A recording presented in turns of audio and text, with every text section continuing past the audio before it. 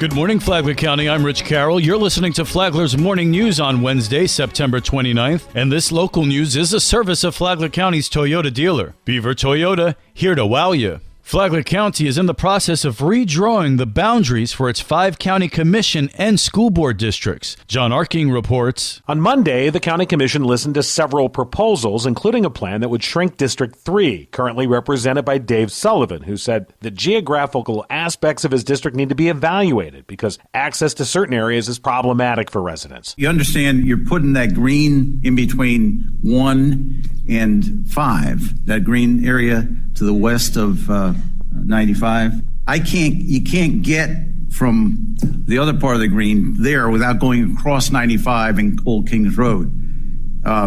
It doesn't. Why not just put that in District 1 or District 5 so it's contiguous for them?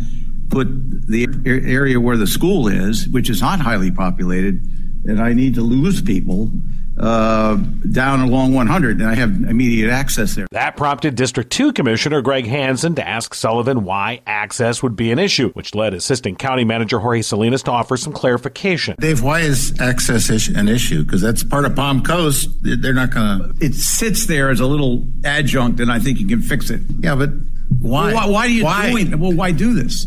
To get the numbers. It's just a numbers game. That's all it is. I'd like to see the numbers on that. It's right there. That's a heavily populated area. They're right here. Yeah. The numbers are right here. But there were some other reasons. I just want to make sure it's not because some school board member lives there now and they can't. Oh, no. Okay. No, well, that was one of the criteria. Yeah. No, these were done by your GIS team based on the numbers. In the end, commissioners weren't completely happy with the proposals that county administration presented, with concerns that the changes could end up causing a larger long-term density issue, even if they fix population distribution in the short term. From the WNZF Newsroom, I'm John Arking.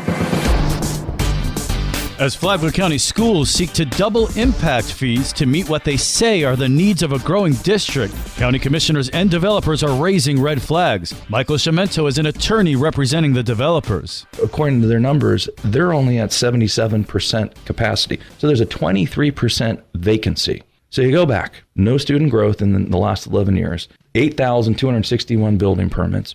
We've got a 23% vacancy in our school district. They're sitting on $33 million in cash and properties that they could use to fund schools in the future.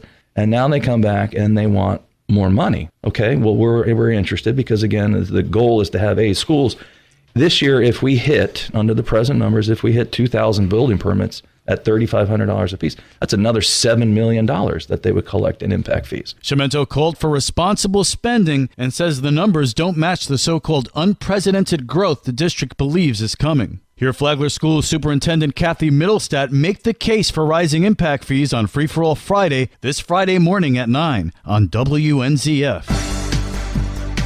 You could call it a record-breaking arrest for the Flagler County Sheriff's Office. Karen Johnson has details. It was just under a week ago when the Flagler County Sheriff's Office responded to an activated business alarm, and when they arrived, found a shattered side door that led to the business. Although the suspect appeared to have gotten away, Flagler County Sheriff Rick Staley says when the business owner arrived on the scene and discovered missing cash, the answer detectives needed was on a store surveillance video. Flagler County Sheriff Rick Staley. Deputies immediately recognized the suspect and began to search for him. Using our technology between St. Johns County Sheriff's Office and the Flagler County Sheriff's Office, within less than 5 hours, St. Johns County had stopped the suspect's vehicle and detained him. 55-year-old Scott Green also has 41 felony charges and 18 felony convictions in the state of Florida. Sheriff Staley says this guy is a one-man crime wave and needs to go to prison for a long time. For Flagler's Morning News,